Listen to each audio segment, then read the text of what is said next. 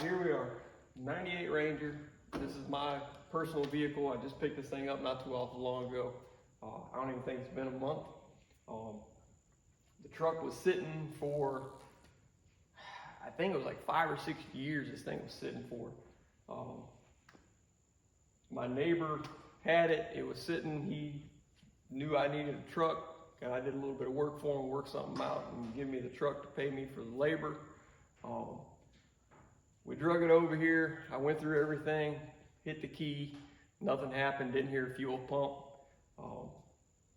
which you really shouldn't do with anything that's been sitting for a while. You should really take the proper steps, go through everything, make sure everything's functioning properly, because when something sits for a few years, you get a bunch of contamination in the fuel tank, and that can get in the fuel system, clog up fuel filters, mess up injectors, yada, yada, yada. But I knew what I was going to do with this truck, and it's a relatively simple system. There's not much in it. So I pulled the bed off, went ahead and replaced the fuel pump, put fresh fuel in it, drained the tank, cleaned it out. It's a plastic tank, so I didn't have to worry about rust inside the tank as far as the tank itself. The fuel pump itself, though, when I pulled it out, it was in 3 pieces, so that wasn't going to work. Went ahead and put a fuel pump in it, hit the key with fresh fuel, thing fired right up, didn't skip a beat, didn't miss, didn't hesitate, nothing. So at that point, I went ahead and changed the oil, made sure everything was good to go with that. So I pulled it in after I got all that done, and started going through the suspension, because I'm the type of person, I don't like being stuck on the side of the road. I don't like waiting on a tow truck. I want to be able to hop in my car, and if I want to drive to California from North Carolina, I want to be able to do it and not have to worry. So I put it up on jack stands, checked it out. The ball joints were absolutely hammered in this thing. I was very surprised that it didn't leave anybody on the side of the road prior to me getting a hold of it.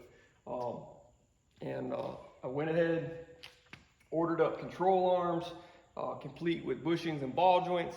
I checked the inner and outer tie rods. They seemed okay, but for $110, $120, I think it was, for inner and outer tie rods, I'm gonna go ahead and change them. That way I know everything in the front end of this vehicle is new, and it shouldn't give me any trouble. So today, we're gonna go ahead and tackle the suspension, change the upper and lower control arms. We're gonna put the lowering springs in. I got a new set of shocks, front and rear, to go along with the lowering kit. So let's get started, man.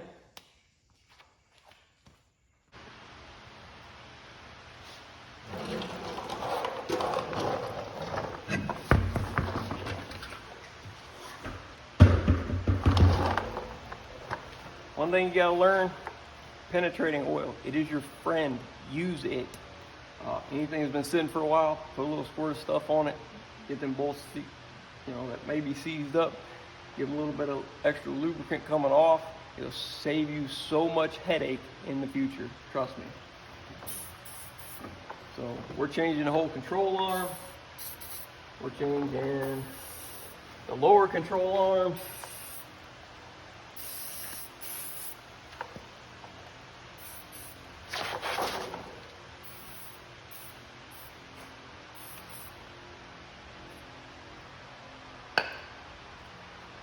And we're changing the shocks.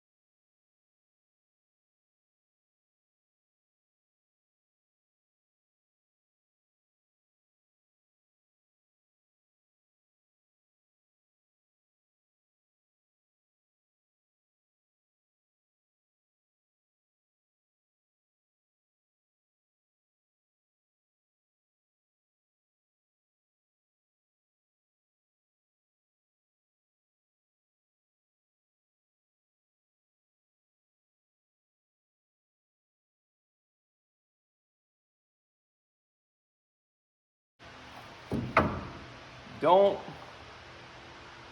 ever let a caliper hang on an old brake hose. You really shouldn't do it on a new brake hose either. But you definitely don't want to do it on an old one because it will damage it. Brake pads. Yeah, we're gonna go ahead and put new brakes on this thing. But not today. And anytime you're working on anything, remember, take your time. I mean, don't get in a rush, because you rush and you're trying to hurry, that's when things get damaged.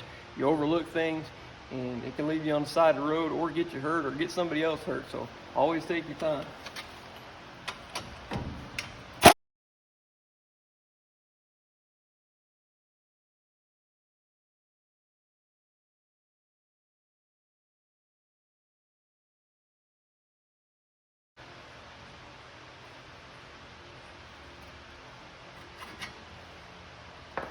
And something else too, I'm gonna put new brake hoses on this deal.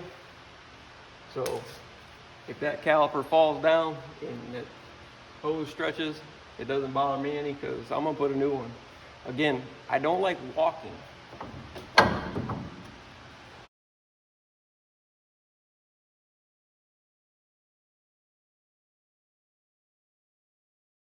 And that's a bad ball joint. That's a real bad ball joint. It's kind of scary.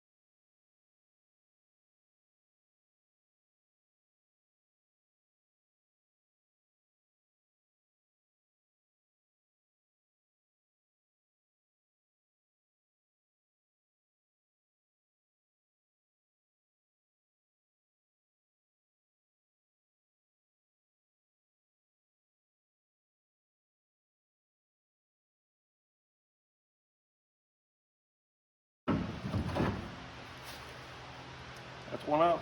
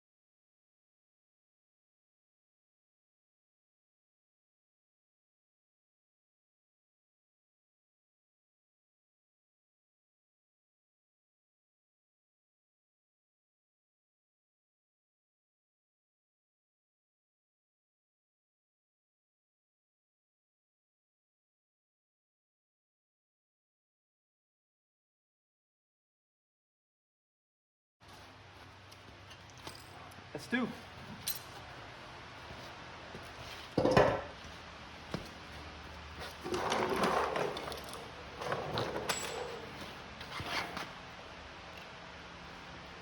Okay, got it all disassembled, minus the inner and outer tie rod. I'll tackle that here in a minute. We're gonna go ahead and start putting this front suspension back together. As I said, I bought complete control arm. Oh my gosh. New uppers. I try and get everything that I can with a grease fitting. If you can grease your ball joints, tie rods, anything you can get a grease fitting in that's a joint, I'm a firm believer in it will vastly prolong the life of the part as long as you keep it greased. So upper ball joints, they are size specific. Most of them will tell you which one's left, which one's right. Make sure you put it in the right spot. That'll give you a headache later on if you don't. So here's the upper, lower, new control arm, new bushings, pressed in. This is a pretty good part. I can't remember what brand I got though. Noveltech or some crap like that. But joints look good. Everything came with new nuts, grease fittings, cotter pins. Just make sure when you put all this stuff back together, put a little bit of anti-seize on your bolts that go through your bushings. That'll help keep the bolts from sticking to the sleeves. Any of my friends from up north noticed how easy these bolts came out. I'll say it again, I don't have to deal with rust anymore. So I know in the northern hemisphere, you have to deal with salt and brine and everything else and hard winters. And the sleeves inside these bushings over time will adhere to the bolt. I don't know how many times over the years I've had to cut the bolt off with a saw to get the piece out and replace the bolts. So luckily, if you're down in the southern part of the country, you don't really have to deal with that too much. So that was a plus, good deal. So moving on. That's the ball joints, control arms. The lowering kit I got also came with new shocks, all four corners. So we're gonna go ahead and install those too. These shocks are a little bit shorter to compensate for the shorter spring.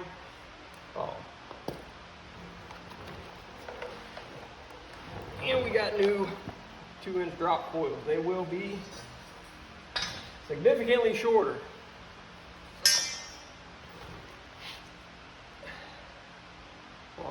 But it is a little bit of a stiffer spring rate, so it shouldn't drop it down too much. I wish I'd have thought about it. I'd have measured it before I took it all apart, see what kind of drop we already really get. So, but nonetheless, these springs are going.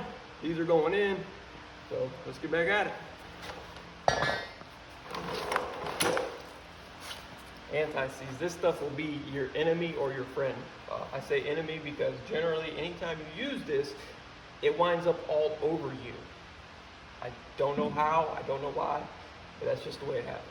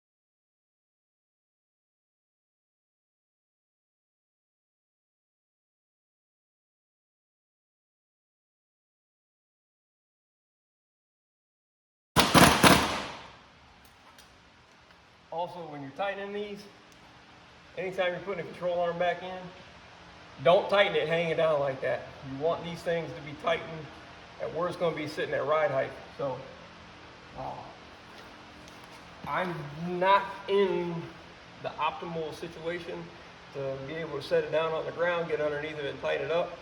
But I know about where that control arm is going to ride when it gets tight. So I'm going to go ahead and position it where I want it to be, tighten it down, should be just fine.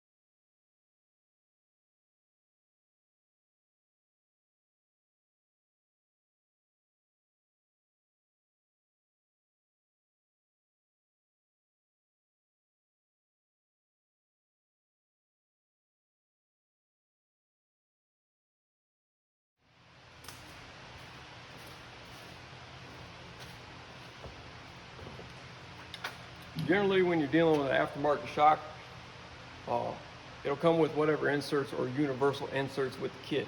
Um, this is a particular one we need, and obviously it is way bigger than the hole. So the way I like to do them, I know I'm going to get criticized, it's probably not the correct way to do it, but the way I've always done it, as soon as you clear out your path that you need your tools, you need to get more organized. I use a vise.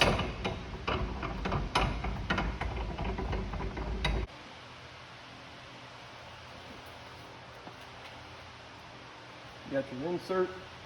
I use a little bit of grease.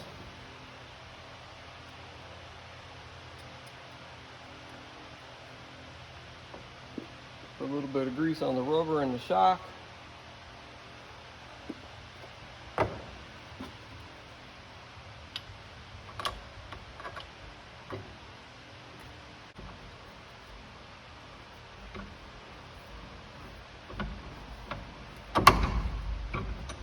Starts to go in.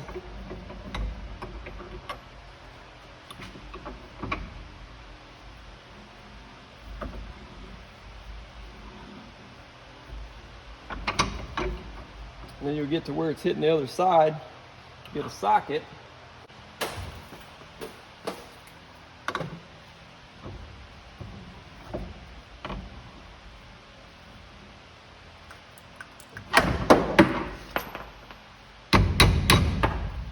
And there you go.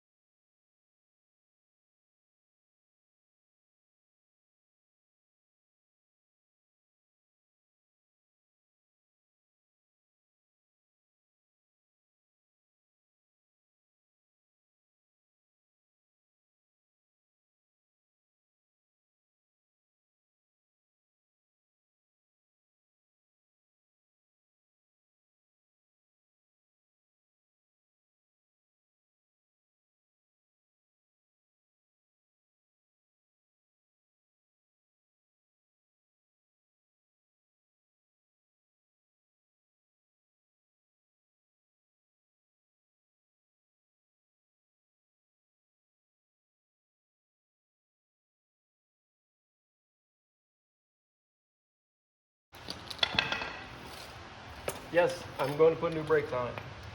Not today. Before it hits the road, it'll have new brakes. Just not today.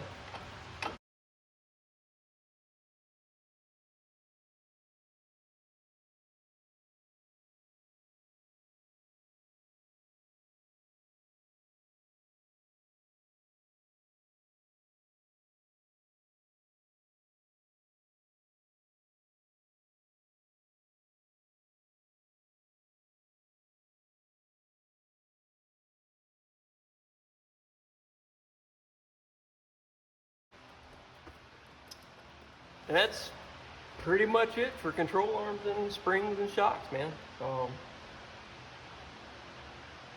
Yeah, that's it. So I'm gonna go ahead and tackle the other side. I'm not gonna bore y'all with that because it's the same exact thing that I did here. So I'm gonna go ahead and do the other side, and I'll get back with y'all. We'll tackle the back end of this thing.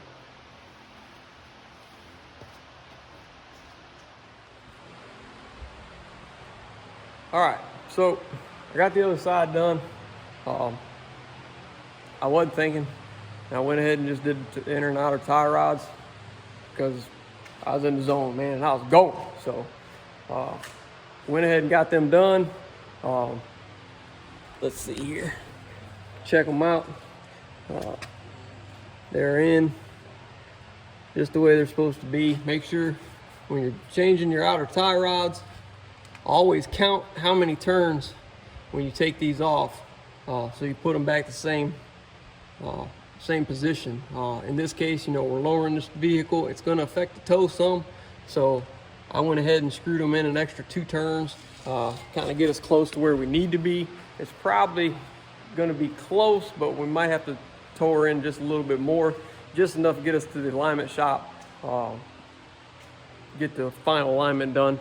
But so front end's all buttoned up. We got both sides done, control arms, spring, shocks, all that stuff.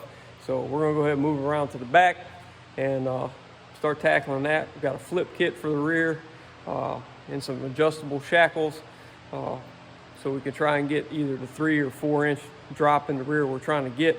Like I say, I'm not quite sure which one we're gonna use because I wanna make sure that this truck sits level. I'm not one that when you're lowering or raising a vehicle, I don't want it to sit higher in the back or lower in the back. I want the truck to sit nice and level when you're done with it. So that's where we're at right now. What we're gonna do is we're doing an axle flip kit. Basically, all it is pretty self-explanatory. You're taking the axle, and instead of it being below the leaf spring, it's gonna go on top of the leaf spring. And you do that pretty much any chassis company offers these. These are the perches that the rear end sits on, and it will go underneath of here between the 2 U-bolts into the perch for the leaf spring, and that'll give you a solid base to set your axle down on the top. Looking at the bolts for leaf springs, I was already under here checking it out. They're kind of tight to the top. I know them hangers look really, really bad, but they're honestly not. It's just a powder coating coming off of them. So they're still in great shape, to be honest with you. I was kind of just real quick going over the truck, and I had already pulled this bed off, and to change the fuel pump. So as simple as it is to get the bed off of this truck, 6 bolts in the bed, 3 bolts in the gas filler hose, and just 1 plug, and you can have the whole bed off of this thing. So we're gonna go ahead and get the bed off of it, give us real good access to everything we need to do, and we'll go from there.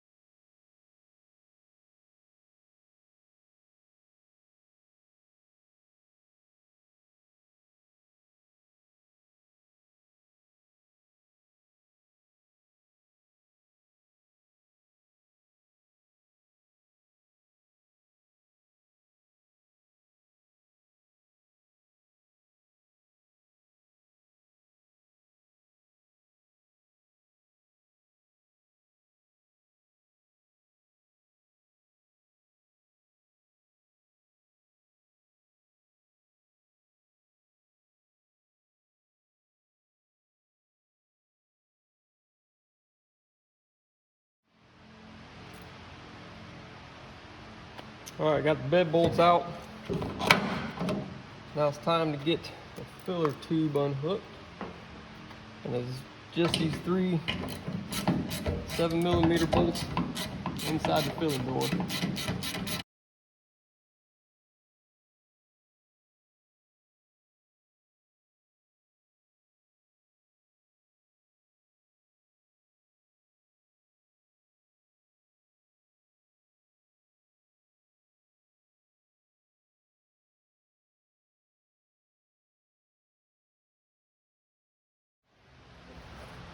All right, now you gotta get the plug for the tail lights. And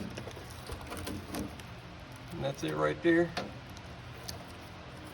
Let's see if I can do this one-handed. Nope. Ain't gonna be able to get it one-handed.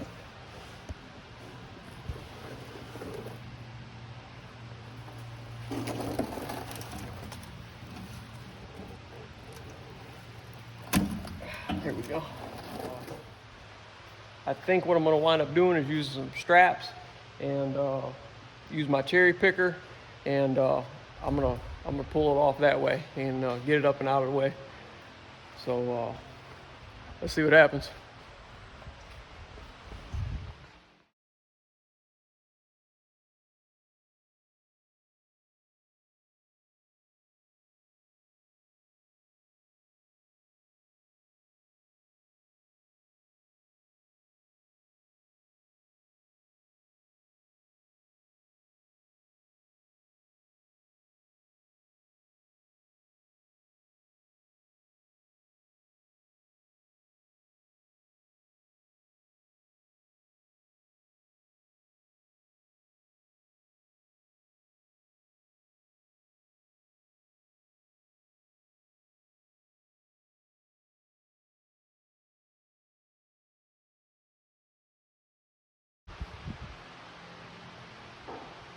I don't know if this is gonna work, but we're gonna try it anyway.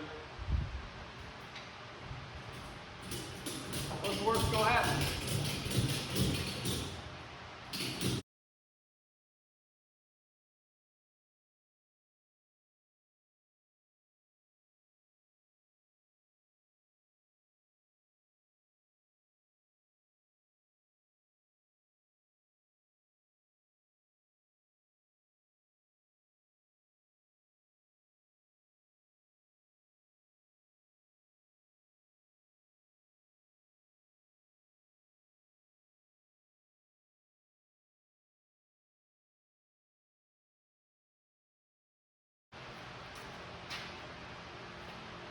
Work.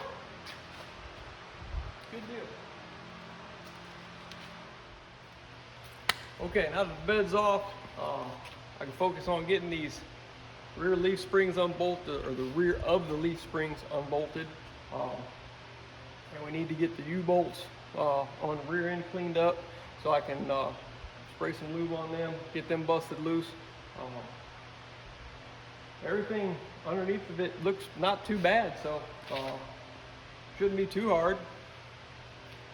Famous last words.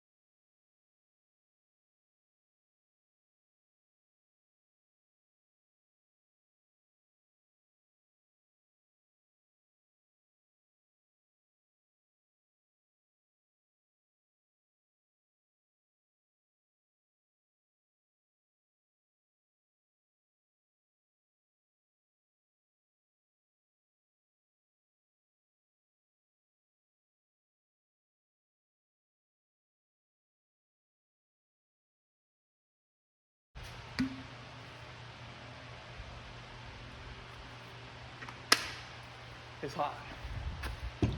It's about 9,000 degrees today. That's okay.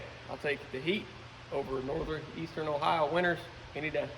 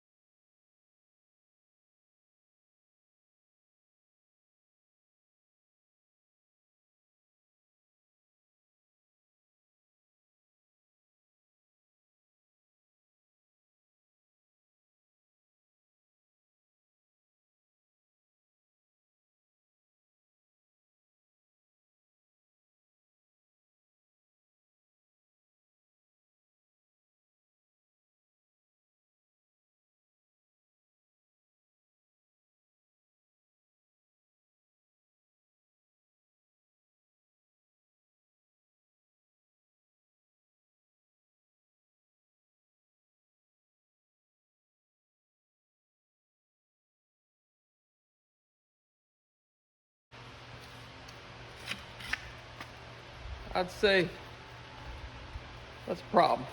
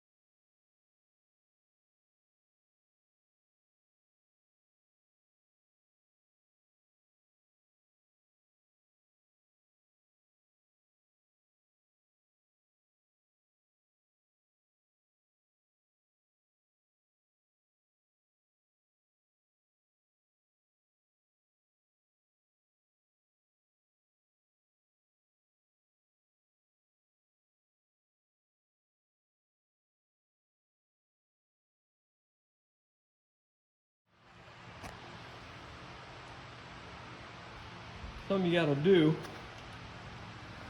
with these when you do a flip kit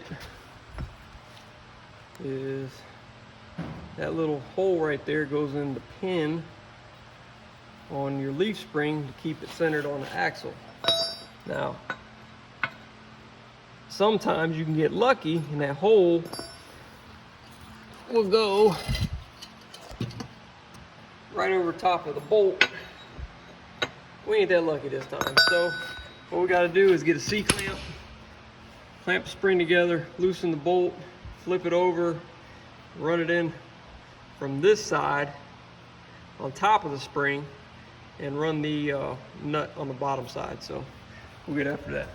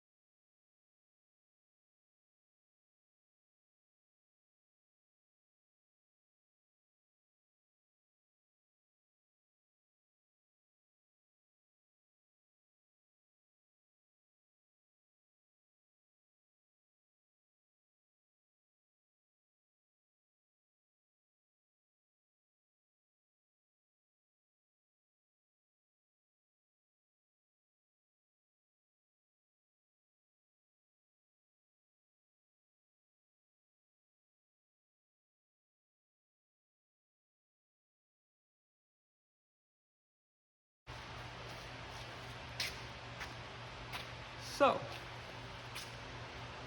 sometimes you run into this. You think you got all the pieces you need and you don't.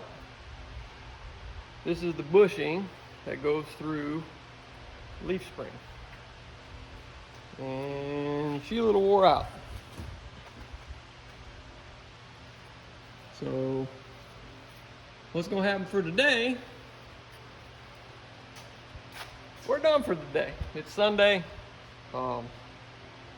Nobody's open, and I'm fairly positive nobody's gonna have these in stock. So we're gonna call it quits for today. I'm gonna go ahead and get new bushings. Since I'm gonna found one bad, I'm the type of person, I'm gonna change all four. So we're gonna go ahead and change all four bushings. I'll get them ordered up as soon as I get them in my hand, and we can get back to work. We'll be back at it. Calling it a day.